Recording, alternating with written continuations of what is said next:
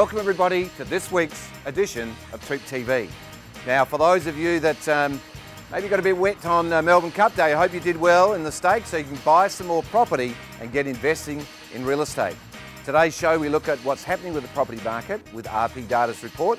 We also look at the seller's 10-point checklist and go through another point, very important if you're looking to sell. And for those of you looking for property, of course we've got SA's finest, and this week we're at Kingswood. Now, we are live, we're interactive, so get on those phones or email us right now and we'll answer your questions at the end of the show. So did you back a winner yesterday at the Melbourne Cup? And it was so wet over there. Well, number 8 won, and guess what? We're into 8s. We picked 8, had to happen sooner or later, and had a big win. So I'm feeling great about that.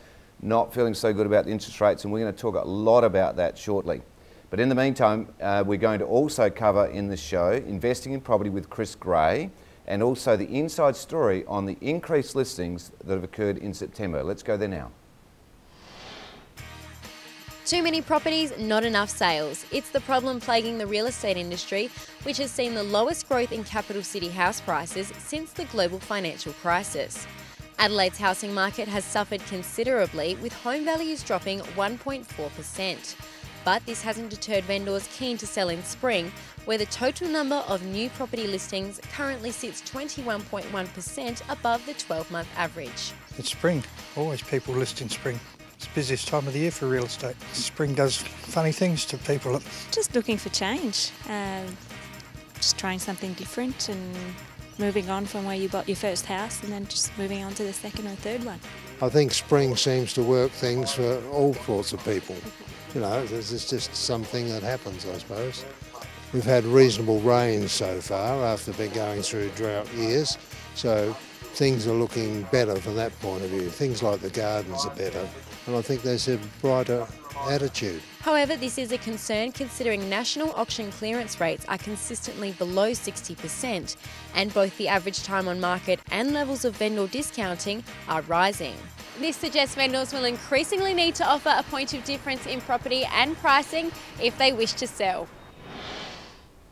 Well, fortunately, October we call Hot October because there were a lot of transactions, but then a lot of property on the market as well. So it's been a period of really weird market conditions, but it's okay. So we'll talk about that also a bit later in the show. But in the meantime, in the industry of real estate, women form a big part of it. In fact, our business is run by women, but hey, that's a good thing. It has been for years, and we love it that way.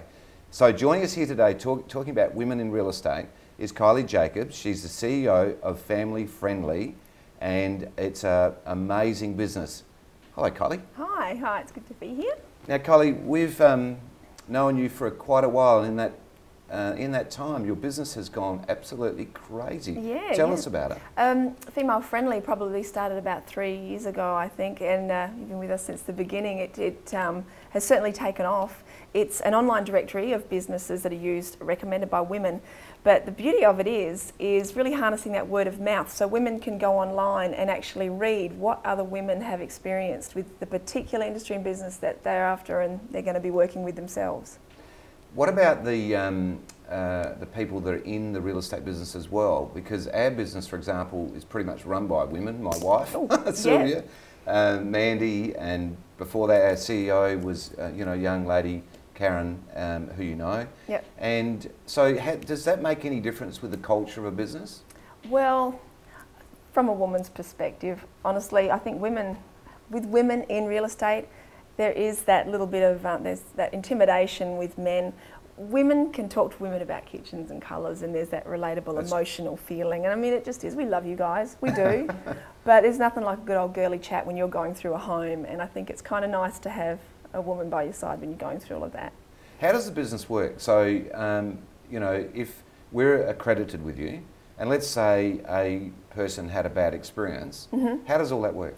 Right, well, we do have a complaints policy, but what's really good about the whole female friendly thing is quite often if a woman has a bad experience, we find that she's almost a little too intimidated to go to the business and say, you know what, I had a really bad time with you, and blah, blah, blah. They'll just go to another place, they'll just go to another business, and their perspective will be told to all their girlfriends. Now, with female friendly, accredited businesses they will go to us and say, oh, how could you have accredited them? They did this, they did that. And we can actually mediate. And it's been good because we've saved a few businesses. We don't get a lot of complaints, but we've saved a few businesses, not just their customer, but also once they've got the customer back, it's prevented her from going off and spreading her story. So that complaints policy is gold to businesses because complaints is what they want to know. But the feedback for us as a business is gold. Oh, it's great. You know what? This will make you feel warm and fuzzy, and this is something I don't think you've even seen, but we've got pages here print out of testimonials from your individual, the TOOP and TOOP. What, on TOOP and TOOP? Mm-hmm. Each individual ones from Gail and Erica and all these girls from the Victor Harbour people. Do you know what I mean? And from the Norwood people, because they want to know about that real estate agent in that street, in the area. It's great to hear about the whole TOOP and TOOP umbrella, but they want to hear about that particular experience that they could be in for when they use that agent. So these are great. They're good to read. I'll leave these with you. Okay, actually, I really genuinely didn't know that you had that. No, they're really good. And so does that happen for all businesses? Yes, everyone. These testimonials are what it's all about. Okay. You know, and it's really good to have them. Now, there's a couple of big things happening for you. You've done something in the States. I know that people are following you from all over the globe. It's been great. We are officially registered in 6 countries. We've actually even got the trademark name female friendly in the States, so no one else can use it over there. They said we'd never get that, so I was very proud when we finally got that there. But we're not a huge team. We're just trying to juggle. But yeah, we've got businesses accredited all over Australia now, and there is people watching us because you can tell with the IT stuff now. I'm not big on that, but I do know that you can tell who's watching you sometimes. Collie, you've had some certification or something from, or some interest from the advertiser? Well, just between you and me and everybody else. No, we are working on an actual publication with the advertiser, Female Friendly Directory magazine, where it's going to be in real print. So women can keep it in their handbags and you can actually see the female friendly accredited businesses in a magazine type deal. So we're working on that at the moment, so stay tuned. Now, Kylie, this is not really female friendly stuff, except how do you feel you're about to take a loan out? We talked about it before we went on air. You got very passionate about the banks. My soapbox, yes. Just give us a quick rundown of what you think about the interest rates in the banks. Well, we are. We're trying to do the whole mortgage thing at the moment. We're about to build, and from my personal perspective, I'm not a finance guru, but the banks are reporting bigger profits than ever, and we're talking billions. I just don't understand how they can justify this percentage rise. For me personally, we're looking up to $200 a month more. Why not just $100 a month more? Why so much if they're reporting billions of dollars profit? And that's where I start getting cross. I know you were really fired up earlier. Well, I just don't see the sense of it. You know, there's a lot of things I've been told about, you know, cost of funds, and money seems to be a little bit cheaper overseas when you look at the percentage rates overseas. But here, 6-7% is, yeah.